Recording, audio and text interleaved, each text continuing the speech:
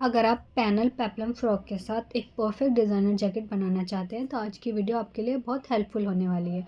Hello guys, welcome back to my YouTube channel Stitch in Time. उम्मीद करती हूँ आप सब बिल्कुल ठीक होंगे। पिछली वीडियो में हमने पैनल पेपलम फ्रॉक की कटिंग और स्टिचिंग सीखी थी और आज की वीडियो में मैं आपको उसके साथ वाली डिज़ाइनर जैकेट की कटिंग और स्टिचिंग स्टेप बाय स्टेप बताने वाली हूँ।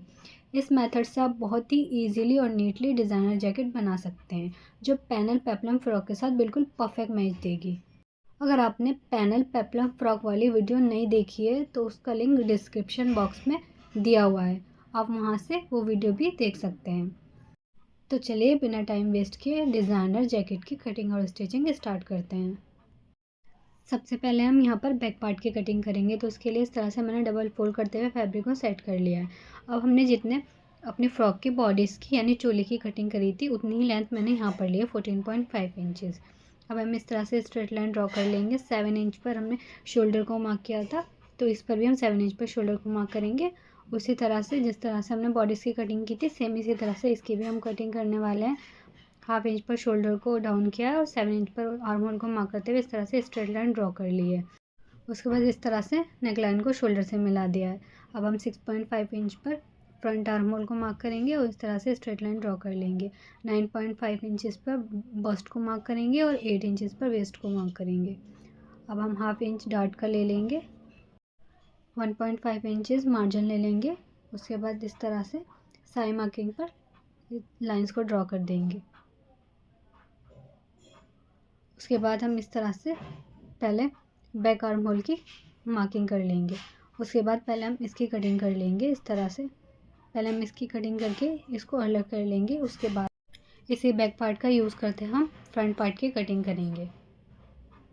देखिए हमने बैक पार्ट की कटिंग कर ली है। अब हम इस तरह से डबल फोल्ड करते हुए फैब्रिक को सेट करेंगे। तो यहाँ पर जो हमारा फैब्रिक ठीक नहीं था इसलिए मैंने इसको दोबारा से इस तरह से करते हुए सेट किया है। अब मैंने इस तरह से बैक पार्ट को सेट कर लिया है। बैक पार्ट को इस तरह से सेट करने के बाद हम पूरी मार्किंग इसी तरह से ट्रेस कर लेंगे। अब हमने फैब्रिक को देख लिया था, बिल्कुल ठीक आ रहा था। उसके बाद हम ये वाले जो हमारी फैब्रिक का सेंटर है वहाँ पर इस तरह से हाफ इंच मार्क कर लेंगे, क्योंकि हम यहाँ हुक और आई वाली पट्टी को अटैच करने वाले हैं। उसके लिए हमें हाफ इंच मार्जिन चाहिए होगा। हाफ इंच का मार्जिन छोड़ते हुए इस तरह से मैंने बैक पार्ट को सेम उसी तरह से ड्रॉ कर लिया है।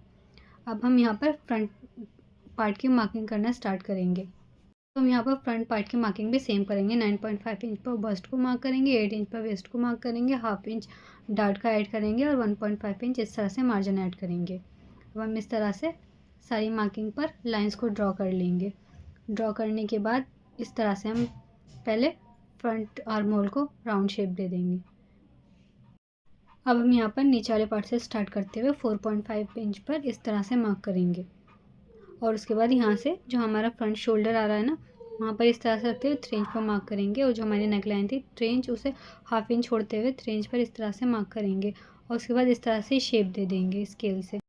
अब हम नेक को राउंड शेप देंगे, तो यहाँ से इस तरह से हल्का सा स्ट्रेट करेंगे और जैसे मैंने दिखाया यहाँ से हल्का सा राउंड शेप देते हुए इस तरह से नेक को शेप दे देंगे। अब देखिए यहाँ पर हमें ये वाली शेप भी रख सकते हैं, बट यहाँ पर 2 तरह की शेप होती हैं। आप चाहें तो जो मैंने पहले मार्क किया उस तरह की शेप भी नेक को दे सकते हैं, या फिर जिस तरह से मैंने ये पिंक चॉक से मार्क किया है इस तरह से शेप दे सकते हैं। दोनों ही ठीक हैं। अब जैसा चाहें आप वैसा अपने नेक को शेप दे सकते हैं। उसके बाद इस तरह से मैंने ये फ्रंट पार्ट की पूरी कटिंग कर ली है। अब देखिए ये हमारा फैब्रिक डबल फोल्ड है, ठीक है। अब हम पहले यहाँ पर इस तरह से रखते हुए मेन फैब्रिक की कटिंग करेंगे। तो यहाँ मेन फैब्रिक की कटिंग करने के लिए हमने एक्स्ट्रा फैब्रिक लिया है, ताकि हमें जब हम इसको स्टिच करें तो स्टिच करने में प्रॉब्लम ना हो। तो आप इसी तरह से एक्स्ट्रा फैब्रिक ले सकते हैं, ताकि आप सेंटर से जॉइंट करने के बाद जो एक्स्ट्रा फैब्रिक रहेगा उसे कट कर लें। उसके बाद मैंने जो फ्रंट वाला पार्ट था उसको सिर्फ इस तरह से कट किया है और उसके बाद बस मैंने यहाँ से इस तरह से इसकी सेंटर से कटिंग कर दी है। अब हमने यहाँ पर बैक नेक को जो हमारी विड्थ थी वो 3 इंचज़ थी, बट यहाँ हमने डीप उसको 1 इंच लिया है। यहाँ पर हम 1 इंच का ही नेक रखते हैं बैक का। अब हम इस तरह से बैक नेक की कटिंग कर लेंगे। उसके बाद हम ये नेक वाला पार्ट स्टिच कर लेंगे और जहाँ फिटिंग वाला साइड है वो छोड़ते हुए और जो शोल्डर का ऊपर वाला साइड है जहाँ हम शोल्डर को जॉइन करते हैं वाला पार्ट छोड़ देंगे। अब हम यहाँ पर इस तरह से रखेंगे राइट साइड फैब्रिक के, और ये वाले पार्ट को भी यहाँ से पूरा स्टिच करेंगे। यहाँ पर भी हम फिटिंग वाला पार्ट और जो शोल्डर वाला पार्ट है बस वो छोड़ते हुए यहाँ पर स्टिच करेंगे। तो देखिए ये इस तरह से मैंने स्टार्ट किया है, साइड से मैंने स्टार्ट किया है जहाँ से हमारी हुक और आई वाली पट्टी होती है। उसके बाद मैंने इस तरह से स्टिच किया है। उसके बाद ये जो हमारा नेक वाला शेप था उसको इस तरह से फॉलो करते हुए स्टिच किया है। अब देखिए मैंने यहाँ शोल्डर वाला पार्ट छोड़ते हुए दोबारा से जहाँ शोल्डर स्टार्ट हो रहा है, जहाँ शोल्डर की शेप आती है वहाँ पर इस तरह स्टिच कर लिया है। अब देखिए मैंने दोनों पार्ट को इस तरह से स्टिच कर लिया है। अब देखिए मैंने इसको किस तरह से स्टिच किया है। जो हमारा नेक वाला पार्ट था उसे मैंने अपोजिट साइड लिया हुआ है और जो शोल्डर इस तरह से साथ में आ रहे हैं। अब हम इस तरह से जितना भी हमारा एक्स्ट्रा फैब्रिक होगा उसकी इस तरह से कटिंग कर देंगे। देखिए मैंने एक्स्ट्रा फैब्रिक इसीलिए लिया था ताकि हम यहाँ पर जब स्टिच करें तो हमें यहाँ पर स्टिच करने में प्रॉब्लम ना हो। तो हम इस तरह से सारे फैब्रिक की कटिंग कर देंगे जितना भी एक्स्ट्रा था दोनों पार्ट्स की। देखिए इस तरह से मैंने दोनों पार्ट्स की कटिंग कर दी है। अब हम यहाँ पर इस तरह से कट्स लगाएंगे, ये नेक वाले पार्ट पर, शोल्डर वाले पार्ट पर, और नीचे जो हमारा पार्ट है उस पर भी इस तरह से कट्स लगा लेंगे ताकि जब हम इसको टर्न करें तो वो इजीली टर्न हो जाए और फिनिशिंग से सेट हो जाए। अब देखिए इस तरह से मैंने जहाँ फिटिंग वाला पार्ट था ना उसको इस तरह से रखते हुए टर्न कर लिया। ये देखिए मैंने कॉर्नर को भी सेट कर लिया है।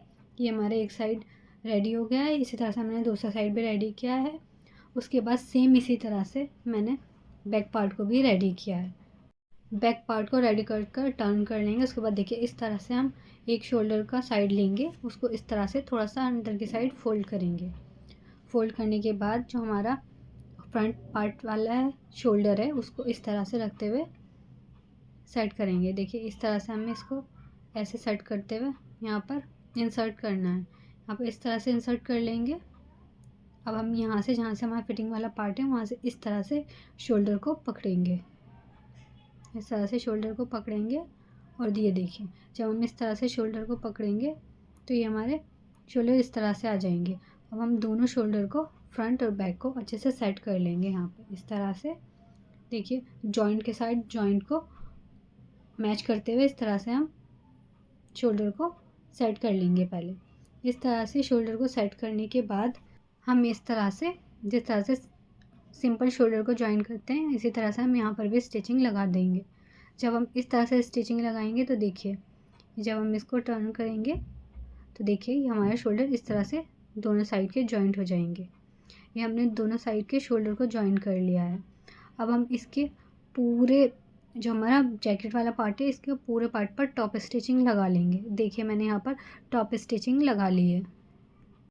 टॉप स्टिचिंग लगाने के बाद हम यहाँ पर हुक और आई वाली पट्टी को अटैच करने वाले हैं। तो इसके लिए मैंने इस तरह से फ्यूजिंग को फैब्रिक पर फ्यूज़ कर लिया है और इसकी लेंथ इतनी है देखिए 3.75 इंचज़ और ये 1.25 इंचज़ इसकी विड्थ है।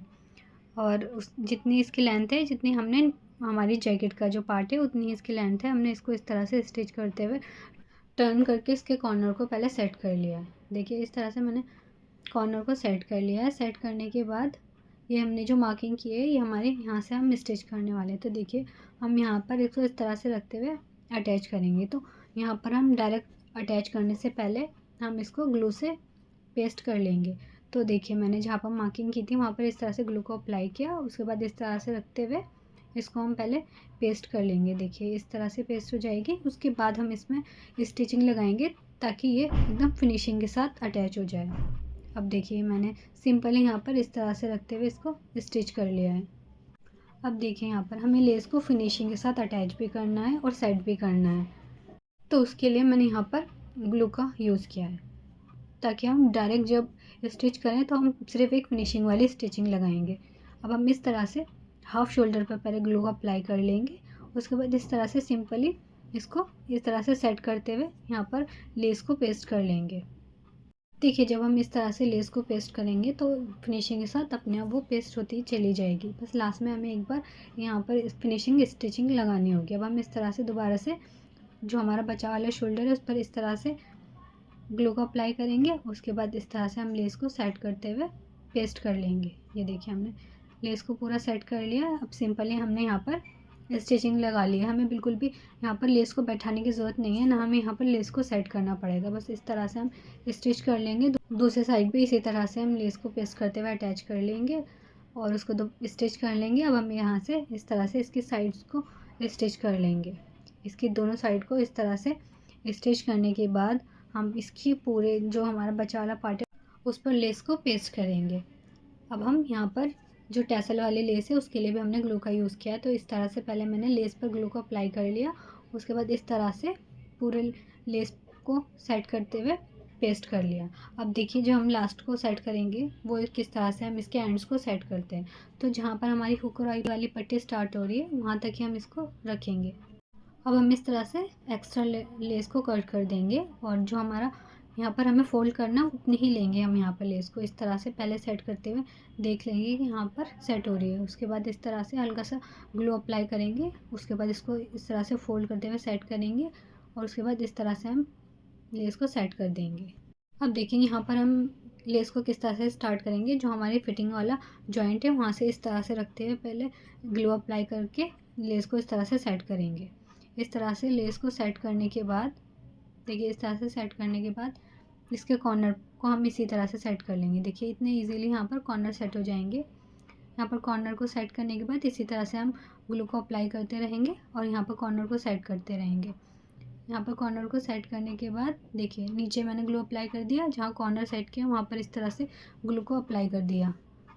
देखिए अब ये इस तरह से मैंने ऊपर वाले पार्ट पर भी ग्लू को अप्लाई कर दिया। जो हमारा दूसरा कॉर्नर था सेम इसी तरह से मैंने कॉर्नर को बना लिया।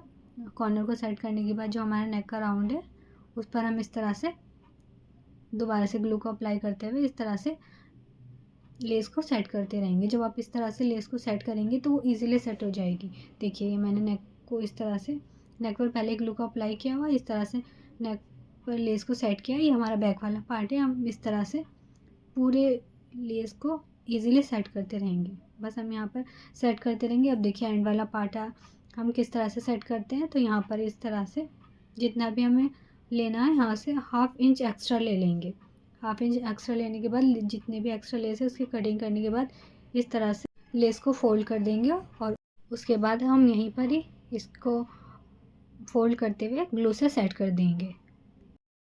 मैंने लेस को पहले ही ग्लू से पेस्ट करते हुए अच्छे से सेट कर लिया था, तो यहाँ पर मुझे बिल्कुल भी प्रॉब्लम नहीं हुई। बस मैंने यहाँ पर दोनों साइड स्टिचिंग लगाई है। पहले इधर साइड लगाई, उसके बाद इस तरह से रखते हुए मैंने पूरे लेस को अटैच कर लिया, यानी स्टिचिंग लगा ली है। सो गाइस स्टिचिंग लगने के बाद हमारी ड्रेस का फाइनल लुक इस तरह से आएगा। आई होप आपको ये वीडियो पसंद आएगी। अगर वीडियो पसंद आई तो प्लीज़ वीडियो को लाइक करें, इस वीडियो को अपने फ्रेंड्स एंड फैमिली मेम्बर्स के साथ शेयर करें और कमेंट करके बताएं कि आपको ये डिज़ाइन कैसा लगा है। और अगर आपने अभी तक चैनल को सब्सक्राइब नहीं करा है तो प्लीज़ चैनल को सब्सक्राइब करें, क्योंकि मैं इसी तरह की वीडियोज़ लाती रहती हूँ। अपना बहुत ज़्यादा ख्याल रखिएगा, मुझे दुआ में याद रखिएगा। मिलते हैं नेक्स्ट वीडियो में।